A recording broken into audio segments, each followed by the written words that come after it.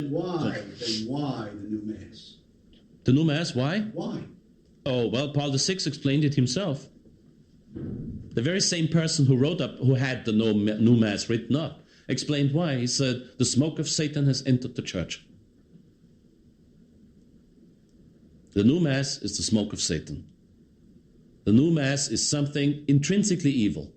The new Mass in itself is something that goes against the will of Christ, it goes against divine law, it goes therefore against eternal law. Why? Well, we have mentioned one source that proves me right in this point. Quo Primum. Quo Primum binds all the successors of Pius V. And all of the successors of Pius V felt bound because they had their documents inserted after the document of Pius V. They did not throw out the document of Pius V and replace it with their own, but they added. So by the time John the 23rd had the 1962 edition of the Missal coming up, which is the last more or less acceptable version, you had a whole list of documents, some 7 or 8 popes in there. And none of them dared to throw out the document of his predecessor. If that doesn't look like they felt bound, then what does? But why? Yeah. Why? Why? Exactly. Because the Council of Trent, in the 7th session on the sacraments in general, mind you, there is a Canon 13 in the 7th session on the sacraments in general and on baptism, so don't confuse it. I'm talking about the sacramentis in genere.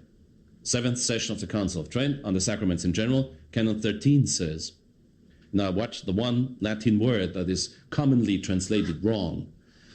It says, if anyone was to say that the approved and accustomed rites of the church can be held in disdain, or that anything can be added or omitted, or that they can be changed into new rites by whomsoever of the pastors of the churches, let him be accursed, anathema sit.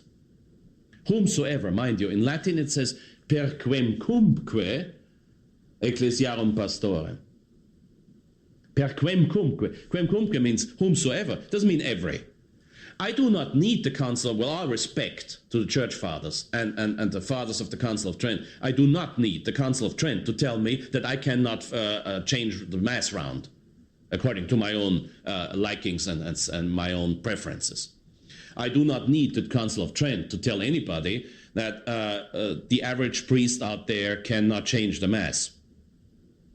But most of the times, unfortunately, even with the best publishing companies, you will find a translation running something like, says that these rites can be changed into new ones by every pastor. Or these rites can be changed into new ones by any pastor, meaning both the same. Meaning that the council did not want people to think that the average priest out there can change the Mass. That's not true. Trent did not bother with trivial, obvious definitions. And contrary to what happened at Vatican II, the Council Fathers at Trent still knew their Latin. And they knew exactly why they picked the word per quemcumque pastorem. Quiscumque is not just anybody. It means whosoever. Quiscumque means whosoever.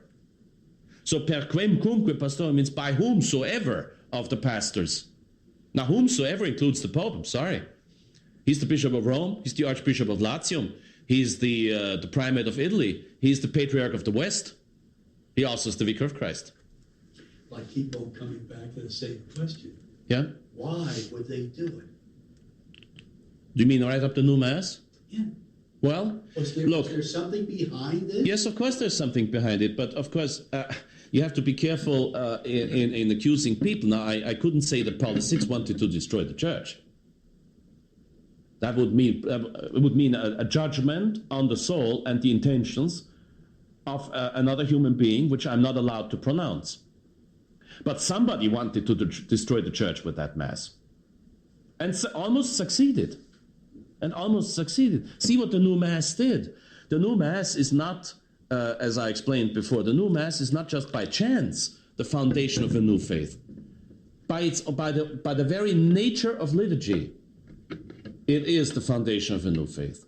The new Mass does not make it clear that when we talk about Mass, we do not only talk about the sacrifice of praise and thanksgiving, which the Herr Dr. Martin Luther would admit, but we're talking about a propitiatory sacrifice, a sacrifice for the remission of sins.